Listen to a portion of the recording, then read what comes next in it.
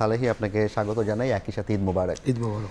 সালেহি, আগামীকাল পবিত্র ঈদ উল ফিতর। দীর্ঘদিন পর বাংলাদেশ একটি গণতান্ত্রিক রাজনৈতিক পরিবেশের মধ্য দিয়ে আমরা ঈদ উদযাপন করতে যাচ্ছি। একটু বলবেন যে কেমন হতে যাচ্ছে কালকের ঈদ, রাষ্ট্রপতি কিংবা প্রধানমন্ত্রীর আসলে কি কথা আছে সেখানে? আপনি জানেন যে দীর্ঘ 17 বছর পর তারেক রহমান দেশে ফিরেছেন।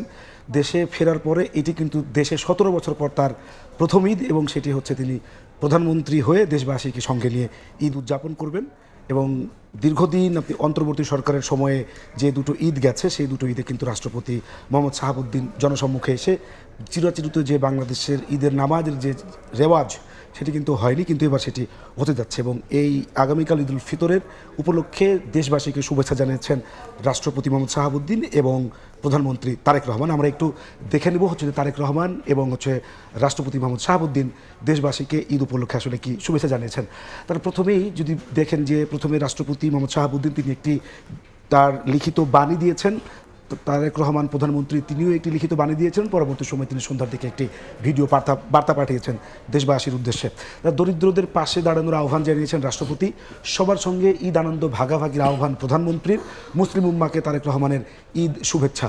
মানে তারেক রহমান এবং হচ্ছে যে মোহাম্মদ শাহাবুদ্দিন, রাষ্ট্রপতি এবং প্রধানমন্ত্রী দুজনের যে ঈদের বার্তা, সেখানে আসলে প্রথমেই তারা যেটি বলেছেন যে এই ঈদ সবার মাঝে যাতে অনাবিল আনন্দ বয়ে নিয়ে আসে, এই জন্য গরিব দুঃখীকে সবাইকে সঙ্গে নিয়ে ঈদ উদযাপনের জন্য তারা আহ্বান জানিয়েছেন।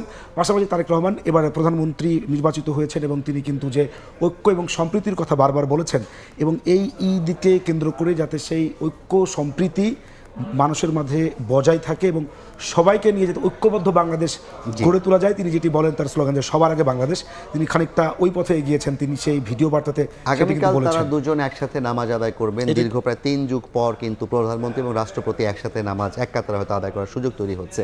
এ বিষয়ে প্রস্তুতি কি ধরনের কার্যক্রম গ্রহণ করা হচ্ছে? জানেন যে জাতীয় যে ঈদগাহ ময়দান রয়েছে, সেখানে সকাল 8টায় যে প্রধান জামাত, সেখানে তারা দুইজনই অংশ দিবেন, সরকার প্রধান এবং রাষ্ট্রপ্রধান।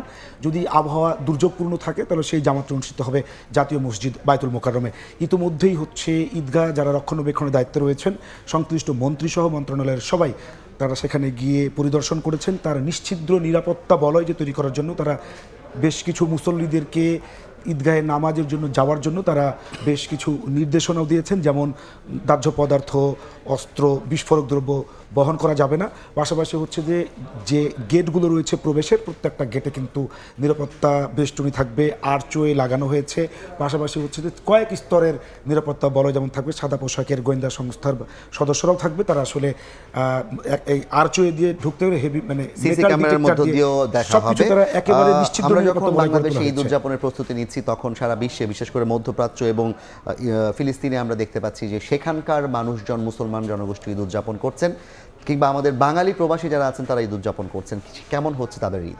যে পর্যায়ে প্রবাসের যে ঈদ, বিশেষ করে আপনি জানেন যে ইসরায়েল, আমেরিকা এবং ইরানের যে যুদ্ধ বিগ্রহ অবস্থা, সেই যুদ্ধের মধ্যেও কিন্তু ঈদ এসেছে। আমরা সেই ঈদের আলোচনা একটু পরে যাব। তার আগে আমাদের দেশে কিন্তু প্রধান দুটি জামাত, যেগুলোকে নিয়ে কিন্তু বাংলাদেশের মানুষের অনেকটা আগ্রহ থাকে। কিশোরগঞ্জের শোলাকিয়ায় ঈদ জামাত অনুষ্ঠিত হবে, সেখানে আপনি জানেন যে 199তম ঈদের জামাত হচ্ছে সেখানে, এবং সেখানে লাখো মুসল্লিকে নিয়ে তারা জামাত অনুষ্ঠিত হবে। সেই জন্য সার্বিক প্রস্তুতি তাদের পক্ষ থেকে শেষ করা হয়েছে, এবং সেটি সকাল 10টায়। সকাল 9টায় কিন্তু দিনাজপুরের ঐতিহাসিক গোরে শহীদ ঈদগাহ মাঠ, সেখানে কিন্তু ঈদের জামাত অনুষ্ঠিত হবে। আমরা সেই বিষয়ে তো একটু আগে আমাদের প্রতিবেদনে আপনি প্রস্তুতি সম্পর্কে জানছিলেন যে যুদ্ধ বিগ্রহের মধ্যেও কিন্তু মধ্যপ্রাচ্যের দেশে দেশে ঈদের আনন্দ এসেছে।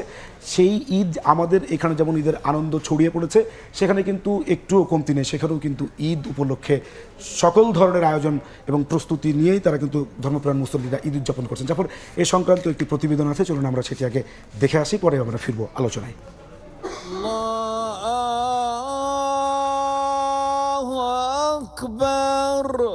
দীর্ঘ 1 মাস সিয়াম সাধনার পর মুসলিম বিশ্বে আনন্দের বার্তা নিয়ে হাজির হয়েছে পবিত্র ঈদ উল ফিতর।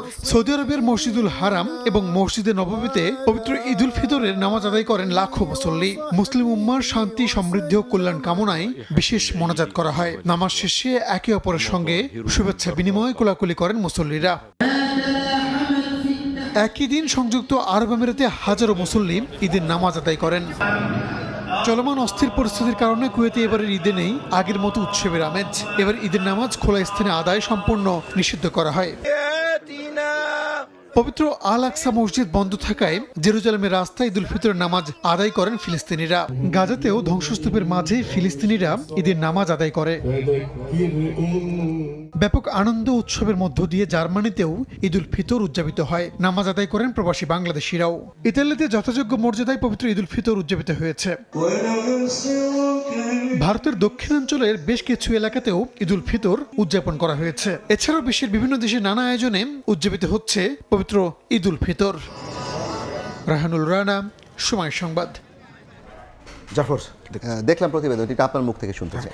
আপনি যুদ্ধবিগ্রহের মধ্যে আসলে বেশ কিছু মধ্যপ্রাচ্যের যে দেশগুলোতে ঈদের আনন্দ বয়ে এসেছে, কিন্তু কুয়েতে কিন্তু জানেন আপনি যে ইরানের হামলার কারণে তারা এক প্রকার ভীত সন্ত্রস্ত এবং ঈদের জামাত খোলা মাঠে তারা না করার জন্য নিষেধাজ্ঞা দিয়েছে এবং পবিত্র আল আকসা বন্ধ ছিল, যে কারণে ফিলিস্তিনের মানুষ আসলে পবিত্র আল আকসা মসজিদে ঈদের জামাত অনুষ্ঠান করতে পারেননি। তারা খোলা মাঠে ঈদের প্রধান জামাতে অংশ নিয়েছেন। তারপরেও যুদ্ধবিগ্রহের মধ্যেও মুসলিম উম্মার মাঝে ঈদ এসেছে এবং ঈদের আনন্দ তারা উপভোগ করছেন।